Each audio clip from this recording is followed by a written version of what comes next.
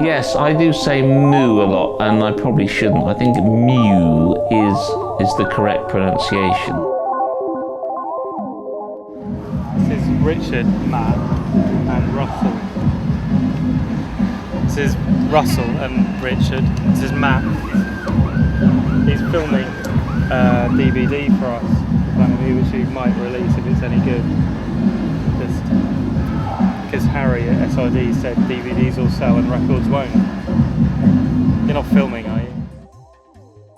There's kind of an irrationality to Planet Mu that's kind of is similar to people's music taste. What Mike's managed to do with it is that he's kind of created this sort of very personal viewpoint of electronic music as it's evolved. You know, there isn't a huge deal of concern for what will sell or necessarily even how it will fit into the grander narrative of the label.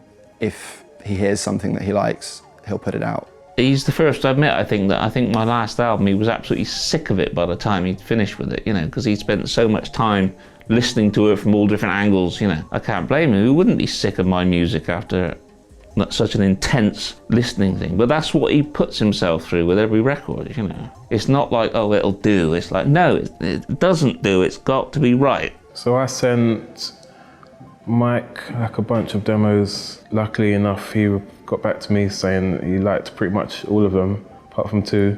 And I kind of appreciated his honesty. If he doesn't like a track, he'll definitely tell you. The label's entirely a reflection of Mike's taste and personality and character.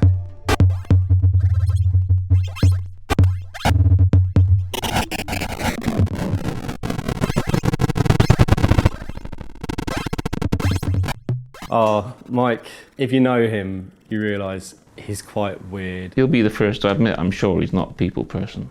But if he's not, then edit that bit out. He's sort of honest and emotionally open and frank, kind of almost to a fault sometimes it seems, to the point where he'll admit that he pisses off artists by telling them that he thinks their music is shit.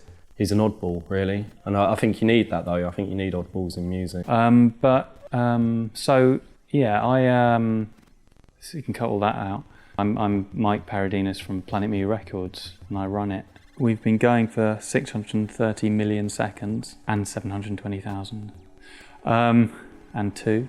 We've released 199 albums and I've forgotten it. The name Planet Mu was a reference, I suppose, to Planet E, which was Carl Craig's label. I mean, literally, I just thought of it I just copied it. I've been releasing sort of, I suppose, techno-inspired music since about 93. I felt an affinity to Aphex Twin. I had my flatmate Dylan, who was the artist Jager, and he was making some really good stuff. And by 97, I'd asked Virgin, who I was signed to, if they'd release this compilation. David Boyd, who was my A&R man over there, he said, yeah, that'd be, I don't know if he said fine actually, he said we'll give it a go maybe. So this was our first compilation back in 97, Mealtime, which was important because it was the first time I was working on other people's music in terms of compiling an album.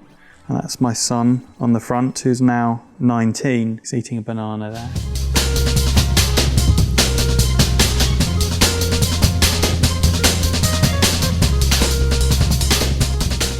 Over the time that he was with Virgin, I get the impression that they realised that he wasn't going to sell as many records as they'd hoped he would have. I think he also realised that he wanted to do something with Planet Mu that wasn't only releasing his own music. He decided to split the label off from Virgin.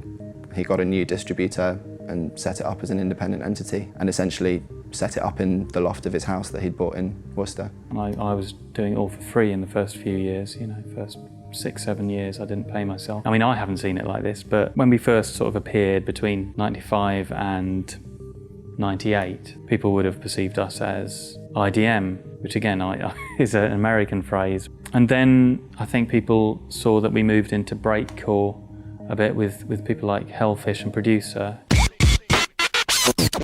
Their music it's insane. It's this incredible barrage of high velocity kicks and sort of gabba sounding techno beats with break beats sort of smashed all over the top of it, and it's incredibly produced, so it hits you really hard in a club. And it was kind of the starting point when Planet Mu became known as this label that released quite extreme sort of dance music, things that perpetuated that kind of early spirit of rave, the sort of slightly mental aspect of it, but we're taking it in, if anything, even more extreme directions. We started getting demos from people making harder stuff, and we released Venetian Snares.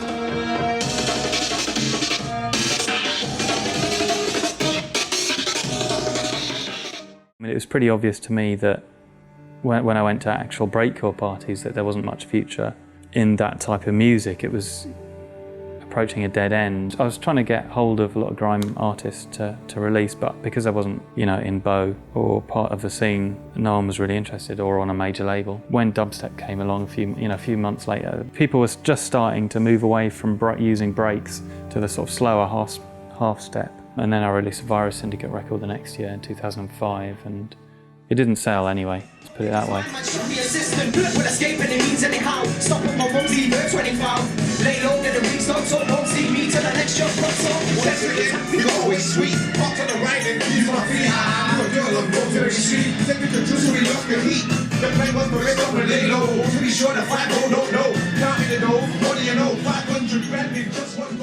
The sort of major record from the dubstep era was probably Vexed's record Degenerate, which again is kind of characteristically of Planet Mu. It doesn't really fit entirely with the dubstep narrative. Vexed were sort of doing their own thing, and it was drawing a lot more from sort of dancehall and grime and industrial sounding music than dubstep per se. After dubstep, there was Chicago footwork, which I found on YouTube. I didn't travel to Chicago. I mean, I've been to Chicago, but I haven't visited since we released any of the records, because I don't have a visa. So it was exciting to hear a fresh sound using fast tempos. I think that was one thing. The other was that it was a direct link back to Chicago house.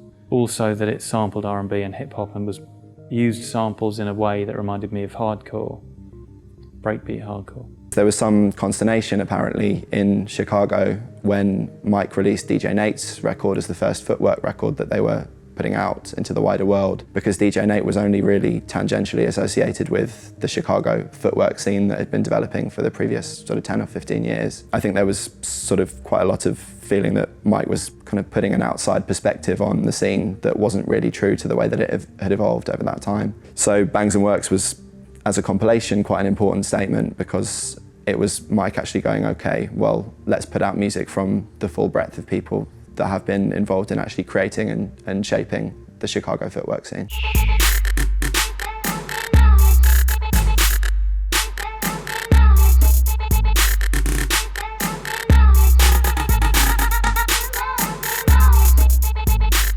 When you look at those four genres, they're just the ones that the press maybe has perceived that Planet Mu has pushed at certain times. There have been other records all the way through, like, Box Cutter, who is sort of somewhere between IDM and jungle and dubstep somehow, which have united all these sounds together.